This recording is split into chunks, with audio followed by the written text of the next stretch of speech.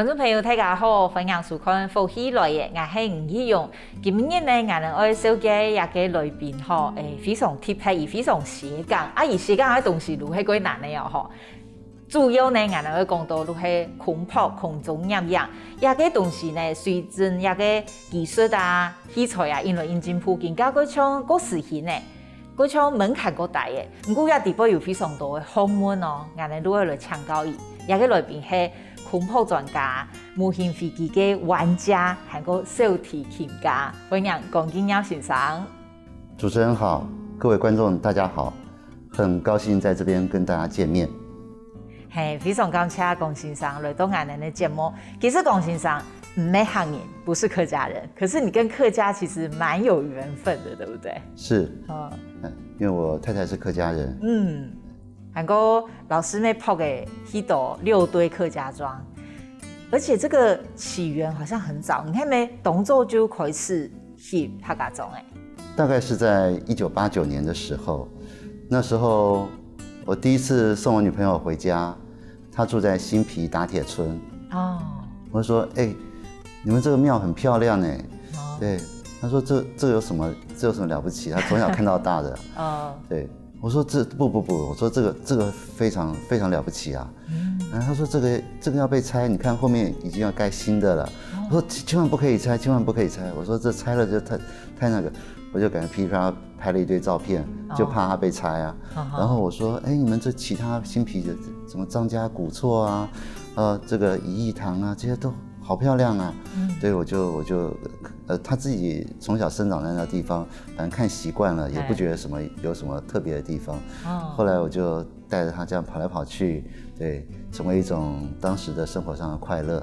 是。剛哈老師錄已經係對空中翕的哦。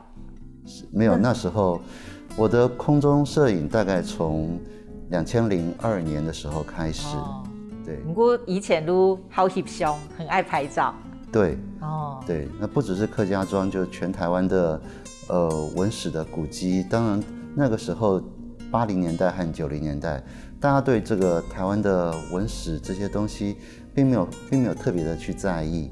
一直到90年代之後，這個東西才逐漸變成一種顯學。對，那我很慶幸的就是還在30幾年前、30-40年前，替台灣保留了一些80年代的台灣的風貌。對佢做嘅時間，都有發現一套東西係很珍貴的，佢重要嘅。不過頭都我一開始有同大家說嘅，老師的斜槓都差距有夠大的吼。我們從一開始來講好誒，老師其實係從小學音樂，是不是？從小就學音樂的？對，因為我媽媽是音樂老師，我媽媽是聲樂家，所以她從小就讓我跟我姐姐學音樂。我姐姐學鋼琴，我學小提琴。但是我媽媽她也很鼓勵我學音樂啊。那時候1979年的時候，音樂實驗班剛剛成立，對，她就說：你要不要去讀音樂班啊？我是一口就跟她回絕了。真的？對，我說不要，我要研究飛機。因為我從小就是飛機迷。那麼小，你剛開始讀幾年級嘅時間？差不多2年級的時候，對，就迷飛機了。就迷飛機啊。那個起源是什麼？為什麼那時候就喜歡飛機？我記得有一次，我爸爸帶我去看一個遙控飛行的一個戰浪現場，我就看到那飛機這樣飛上去啊，然後就哇，一時看呆了。你知道小朋友、小男生總是會拿着一架飛機這樣，就在開始想象啊，這東西真的飛上去實在太美好了。然後我爸爸就上前去問，說：這麼搞一套要多少錢啊？他說大概2萬多吧。好了，我也不再多說什麼話了。因為那時候我記得買一個菠蘿麵包就2塊錢，計程車起跳7塊錢，然後一個公務員薪水就1萬多塊，那是2萬多塊是個天價，相當於現在10倍的價錢。對，那所以說我也不會跟我爸講說，買一套給我好不好？就不用講了。那可是我那時候不死心啊，我就開始存錢，就一直存錢，然後東西都很貴啊，說好不容易存了1年買一顆引擎，然後好不容易存了1年買個什麼東西這樣，藏在自己的床底下。而且那时候一台遥控器最贵的就是这个东西，一台遥控器最便宜的阳春的就差不多6000块台币。我就是存这个钱存了很久啊，存到高中1年级，终于含泪看着飞机终于第一次飞上去。哇，古总你对小学2年生3年生开始存钱存到高中。对，所以小学6年级就存到了第一笔钱，可以搞一台飞机，但是那是线控的，因为买不起遥控器，所以只好玩线控的。现在大概已经没有人知道什么叫做线控。对，线控是什么意思？线控啊，就是用个钢索啊，用个歪啊，这样子，所以你要站在一个操场的圆心，这样子飞，也是可以做出任何的特技。对，然后所以小学6年级那时候就先玩了几次线控过瘾。至于遥控的，一直等到1986年的时候，那时候才存到钱，终于买了一台遥控器。你这个兴趣真的很久，维持很久都没有中断过。有这个，当我1986年那时候开始飞之后呢，这个你知道飞这个第一个耗时，第二个耗钱，所以后来玩了差不多4个月之后。我觉得我满脑子都在想飞机，我觉得这样不行啊，对，那时候星期6下午就跑去准备搞飞机，因为飞机要升空之前有很多的准备的工作，你要检查这个检查那个，要修这个修那个，星期天早上喜滋滋的跑去飞飞机，星期天下午开始修飞机，那这样2天的时间就没有啦，所以我那时候就下了决心，我跟我自己说，没有考上大学之前不可以再碰飞机。我为了让自己锻炼所以把我的2台飞机连同工具箱一起全部卖光了，卖掉了。因为这样子的话，我就不会看到这些东西，就那么辛苦买来的东西，我也不可能再买一次。所以这是让自己锻炼了。哇，对，如何买那个蘑菇买转来，就中间都完全不碰了。对，完全不碰。对，那是因为1996年的过年的时候，那时候带着老婆孩子回娘家，那时候女朋友已经变成老婆了。然后经过这潮州空降场空域很大就有些人在那边玩飞机哇，听到那个声音，闻到那味道对，就很感动我想说好，我就再买1台就好了。这1台这样一买下去就不得了了。别人都说我飞飞机在报仇报当年10年没飞的仇如何买？其实唔没买嘅，一开始本来我在试音的时间，在试音的时候，我讲老师是收藏家，后来老师同我讲。你也可以说纠正，也可以说它是证明因为收藏家如何人做好买来收藏，如做的。不过老师唔咩，是玩家从头开始去搞丢，自己组，对不对？你不是买偏的唔没有。古总讲买1台就会买2片零件自己来组，是这样吗？比这个还要那个。哪个？比这个还要再困难一点。更从零开始。对，更从零开始。因为像现在有很多的所谓的收藏家譬如说你在收藏客机模型，然后厂商一出来说这限量50台，他就赶快跑去买了，买了之后还盒装之后，然后开始上网去标，然后有时候都可以标到1倍的价钱，或者甚至2倍的价钱。那这就是所谓的收藏家。所以说，这个是限量的，那你有没有？我是自认为全台最厉害的收藏家，我不可以没有这个，跑去立刻买我不是这个样子。就是说，在我们那个时代就是我们所有东西都是从 kit 来。什么叫 kit 呢？就是 kit 就是套件套件就是 KIT kit 那就是我们买了一盒东西，那里面就是木头，然后还有说明书，然后你那蓝图贴在墙上，开始就开始做。通常这样子做 kit 的这功力这大概做一台飞机需要你每天都在做的话，大概需要100天才能完成，很复杂。很复杂。你也在做好像做一帮人。对对。哦。可是我有时候有些东西比这个还要再困难，譬如说，这个套件已经没有了。可是你好不容易去求爷爷告奶奶，终于要来一张设计图。你设计图之后，你就开始自己裁木头。所以说，像美国有些厂商，因为美国人都很喜欢 DIY 嘛，他们的房子旁边一定要有个工厂嘛。那从小爷爷带着孙子进去摸这些工具，所以他们所有东西都是 DIY 的，他们很崇尚 DIY。所以他们很多厂商他们卖什么？他们就卖你一张说明书，一张设计图，就卖这个东西。所以我们很长时候都是只有一张设计图。阳春到这种地步，但是现在回想起来也是很有趣的啊。那你问我说，现在我还会不会这样子做？现在真的很久没有这样做了，因为这样做真的需要很多的时间，而且你这样做完之后，这不像塑胶模型啊，按图索骥这样拼拼凑凑就是一台东西。那所有东西，我们因为这种东西要飞上去的，所以你只要做的稍微有点偏的话，它真空的这个性能通通都受影响。所以我们这样子经过这样的训练之后，我们的眼睛都变得很锐利啊。有时候我们去看别人请我们试飞的东西，这样摸一摸看一看，说你这翅膀不够平哦，这重做啊，对啊。哇，对啊，还有不是比路底耶，对，按的宽出底耶，对，这样一摸过去，然后大家就知道怎么回事了，因为是自己要做过，所以重点就是从头到尾一条龙，你能够自己把它生出一个东西，你才能真正了解其中的细节。哇。老师喜欢飞机，喜欢都按了一长途，还不单枪按呢，他还真的去试飞过飞机哦。是，嘿，我们调一下听过继续来唱高欣赏。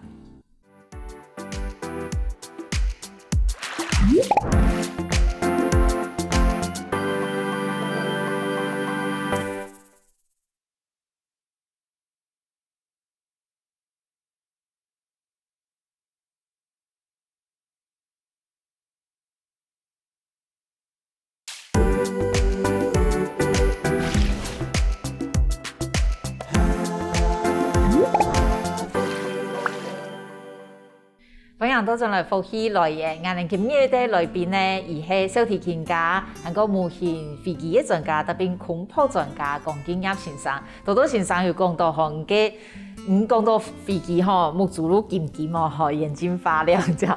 多多先生唔但請講到伊係用嚟從零吼，連嘅數嘅路嘅設計來嘅吼，來導來學嘅哦，來做模型飛機。你看喜歡飛機都真的去當試飛員哦。是。像這十幾年來，我首先幫成大航太，成大的航太去試飛，因為後來又幫成大的測量系，然後後來又幫漢翔，後來幫長榮航太，對，所以幫了很多的單位，因為你知道這些走理論的這些單位，也許他們設計了一台東西。天知道他們這台飛不飛得起來哦，所以總需要實證一下嘛。那擔任試飛員是一個最危險的一個事情，但這種無人機的試飛員，它稍微比較好一點，就是你不用自己坐上去，但是危險性還是很高的。跟危險在哪？危險在哪裡？因為通常這個載具很大，它掉下來的話，砸到誰都。你一串鑰匙從10樓丟下來，砸到頭就破個大洞啊！因為這重力加速度，那動不動就是50公斤、100公斤的東西。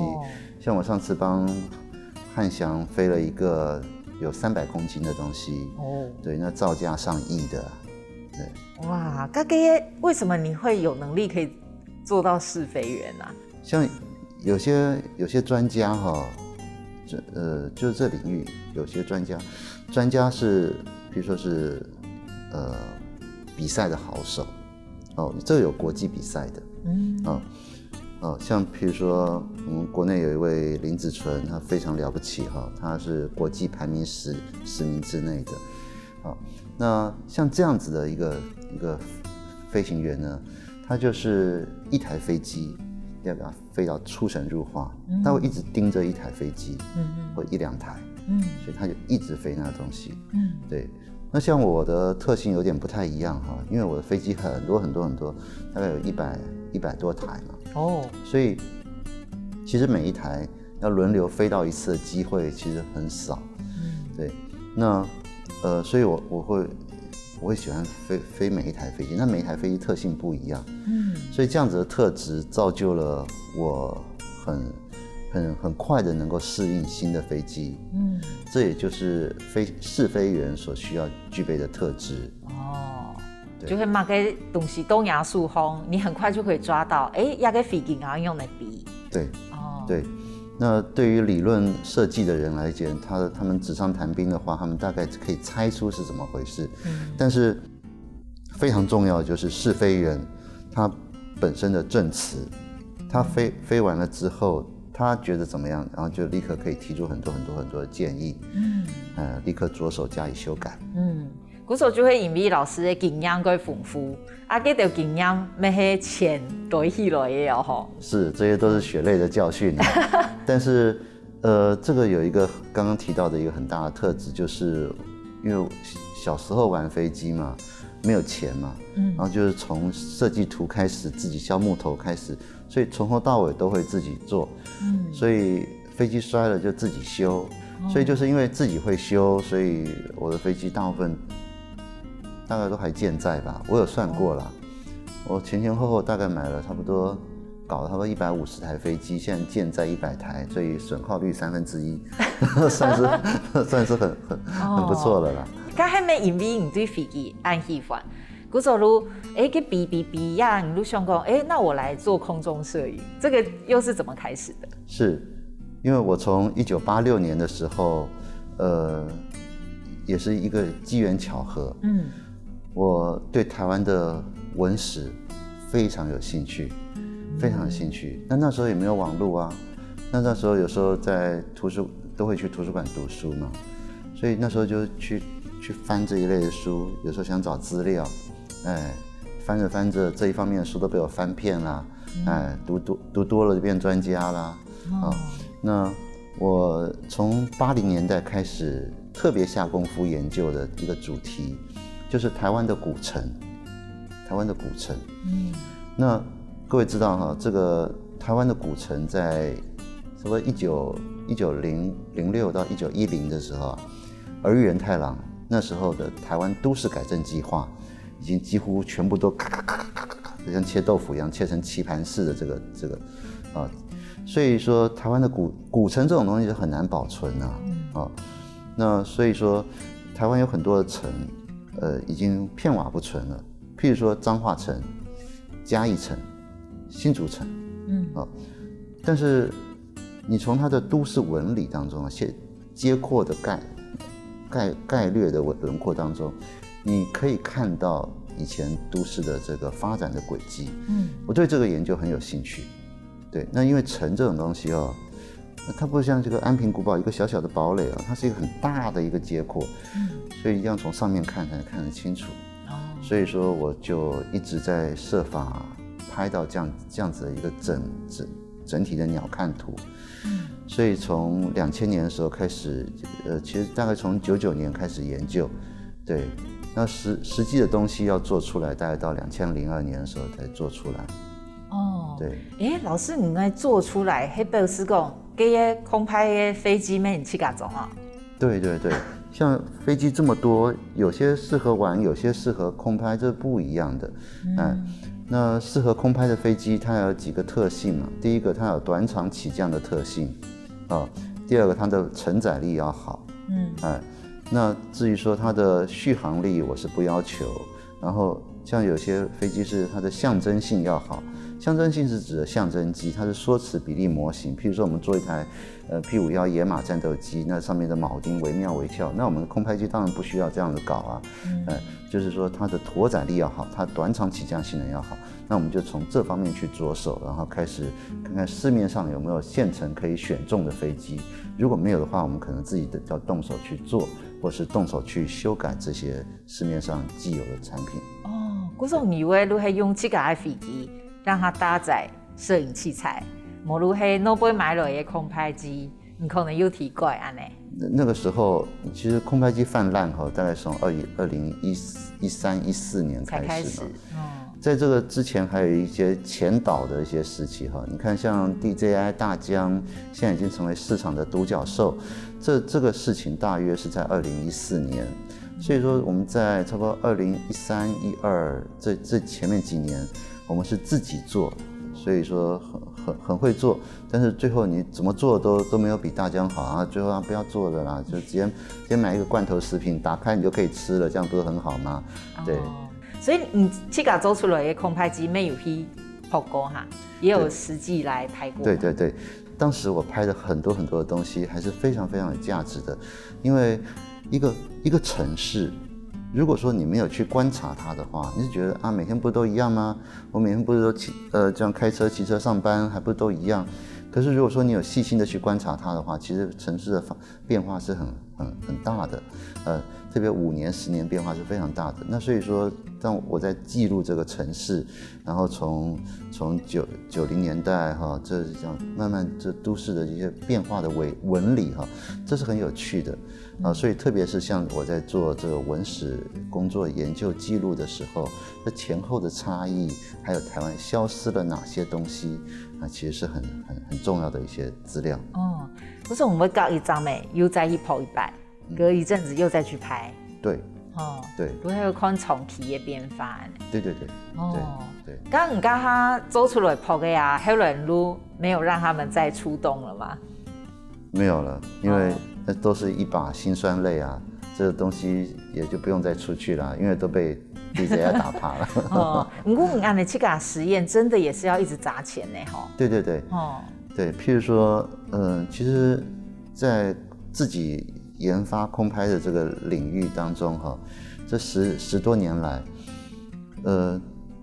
你的关键因素能够突破哈，其实还是不是操控在你啊？第一个操控在飞控盒。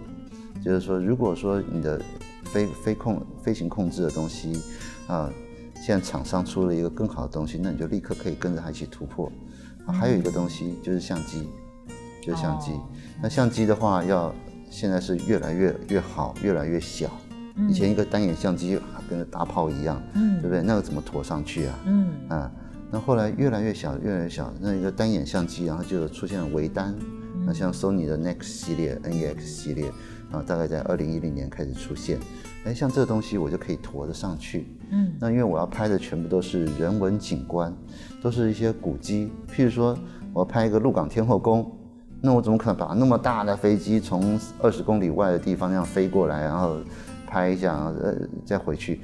别人有些人是这样搞的啊。可是我想拍到上面的胶纸照和剪黏啊，那些装饰。那我必须在很近的距离这样拍，所以别人的东西是越来越大，那我的东西是越来越小，不断的轻量化，到最后是机动性变得很强，可以去拍我任何想拍的古建筑。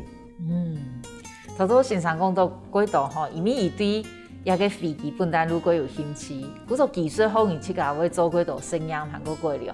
等下我们会继续请教先生的是甲拍的内容吼，伊对空拍也个专业，伊有乜个个要求的，韩国乜个奇妙的素材，我们等下一下，过来继续请教先生。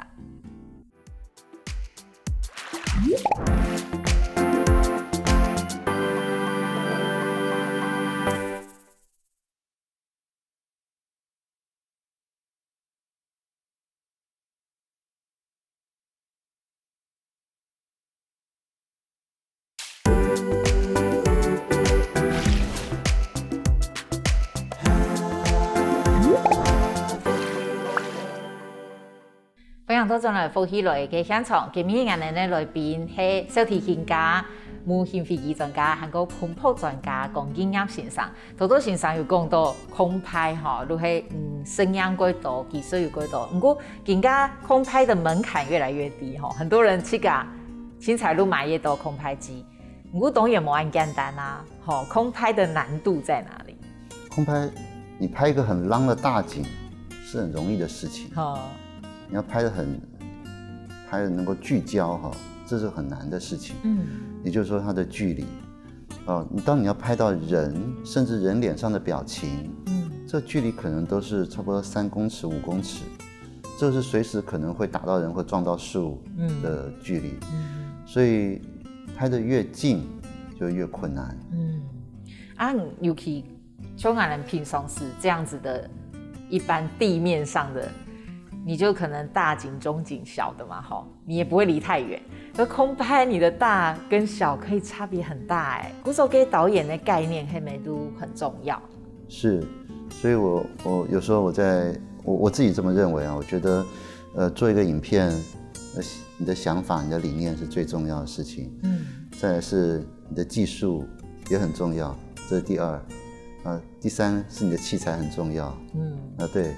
所以一般有些人认为他有了一个好的器材，他就是大导演了。No， 对，你还差很远。对，所以重点是你想说什么，你想传达怎样的一个意念给观众知道。所以在制作影片在空拍的过程当中，其实就是一个类似像导演的一个角色。当你有一个主题之后，你就会想到你有很多镜头，你的分镜表已经在你心里面了。然后你要一个一个去把这些你要的镜头把它补齐。古说老师，你主要翕的都是你尽管是咩文史方面的内容，系咪？是，像我做了很多关于文史方面的影片，这当然也是一些机缘啊，有很多政府单位知道我对这个内行，所以就请我，不但是请我空拍，而且请我直接制作影片。那也就在制作的过程当中，其实这对空拍的技术有很大的精进啊，因为你在做后制的时候，你才会知道后制的辛苦，然后你镜头稍微晃了一下，就要把它剪掉啊，就不能一镜到底啦，就不酷啦。你要缩时啊，什么的，通通都不行啦。所以说这个当你在制作的时候，对那个你就知道拍摄的时候有很多的要求。超过老师有讲到讲，你不可能整个影片尽快都是空拍，可是其实你又进阶到整个影像的制作的概念呢，对啊，你影像要制作出来，又还会配乐嘛，给耶呢，是，哇，这东西就越来越复杂呢，对，所以在制作这个影片的时候，我相信很多人应该也蛮认同我，就是说，音乐的使用是最头痛的一件事情啊，因为你要去买版权嘛，然后你到底要跟谁买版权？你跟演奏，譬如说柏林爱乐交响乐团，你跟他买版权吗？那后面还有作曲者呢，对，那作曲者，然后到底这个授权书光是一签下去就很长了，所以说，有时候在制作一个影片当中，音乐的部分，而且音乐也是贯穿这个影片的一个灵魂，因为你配乐不一样，整个的感受就完全南辕北辙，好的音乐会有起承转合啊，会有张力。那如果我们配合着音乐的起承转合然后把我们的要说的故事的起承转合把它塞进去，那就是一个契合到完美无瑕的一个东西。那可是有些东西就是后面就弄一个轻音乐嘛，轻音乐，那它后面就变成一个点缀。但当然我说的这个东西也要看状况了，有时候你音乐太抢戏的话，会影响到我们看它的焦点，会失焦。老师，你做空拍啊，你刚刚讲其实有乐趣耶，韩国你有没有什么印象很深呢？空拍的经验？有一次在2014年的时候啊，这个对那一次是一个很奇特的经验啊。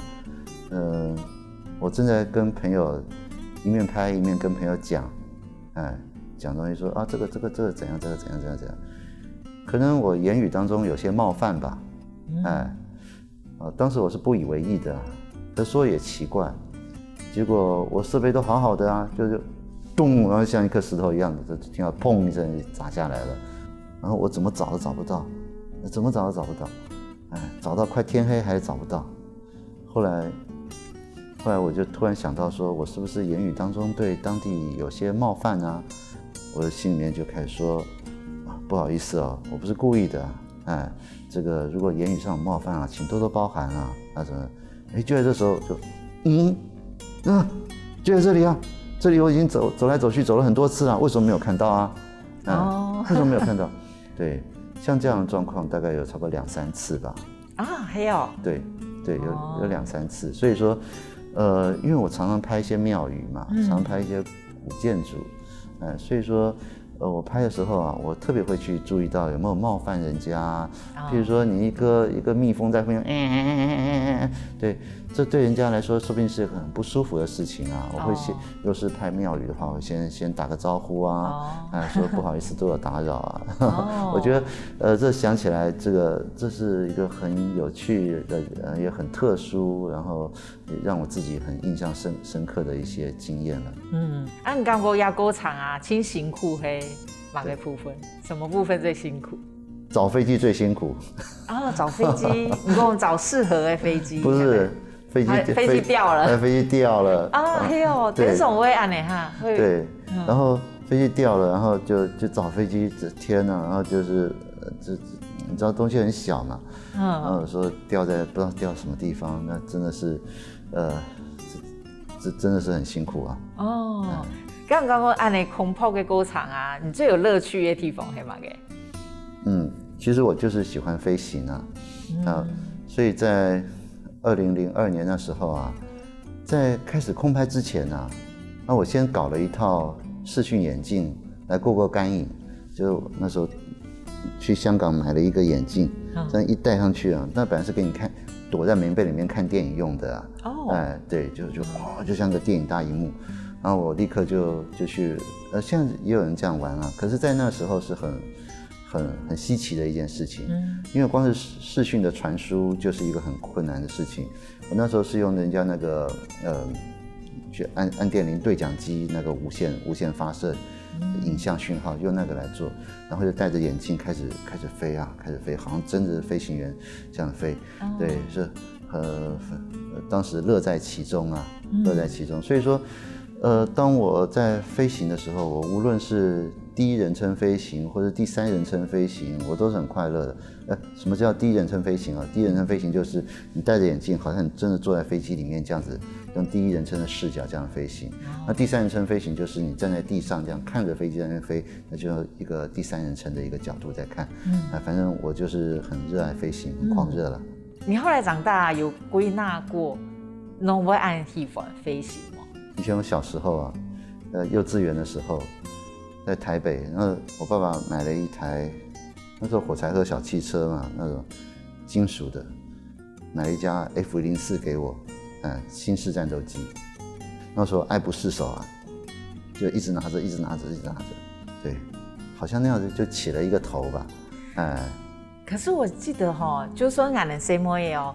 万世唔咩係有不知道哪里来，我有飛機啊，誰來看到咩係我歸好，可是应该很少有人像你这样，那个兴趣可以持续那么久对我这个人有一点点偏执狂吧，大概对于自己喜欢的东西就会一头钻进去，像文史古迹也是这个样子啊，那不为名不为利，只是为了喜欢，就这样拿着相机到处去拍。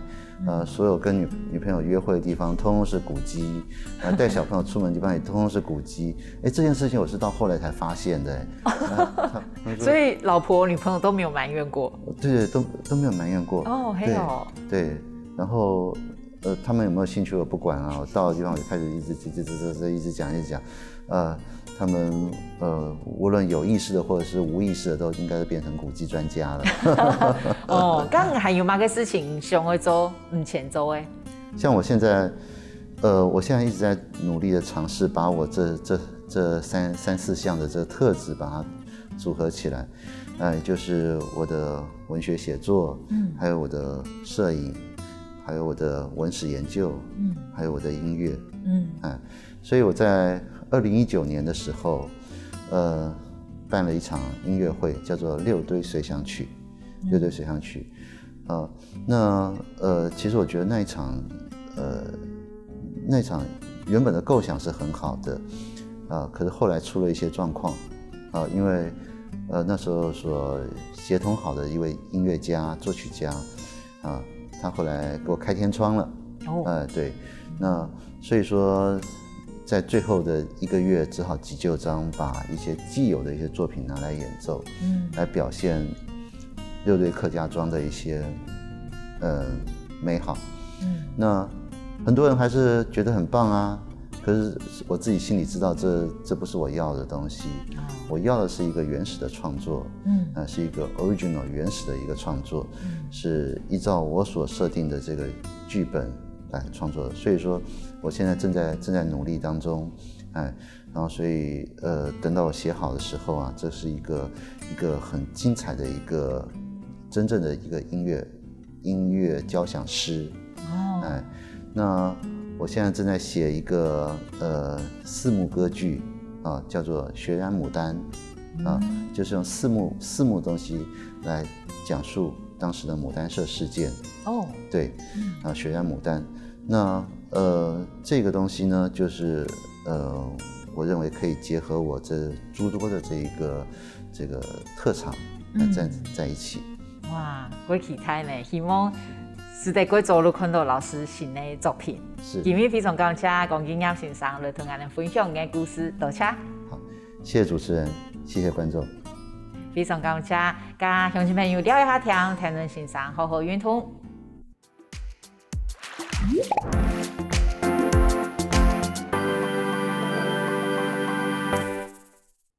各位福喜來嘅觀眾朋友，有請大家去到我哋嘅面書粉絲專頁面站，韓國訂閱 YouTube 頻道，隨時發落福喜來嘅消息。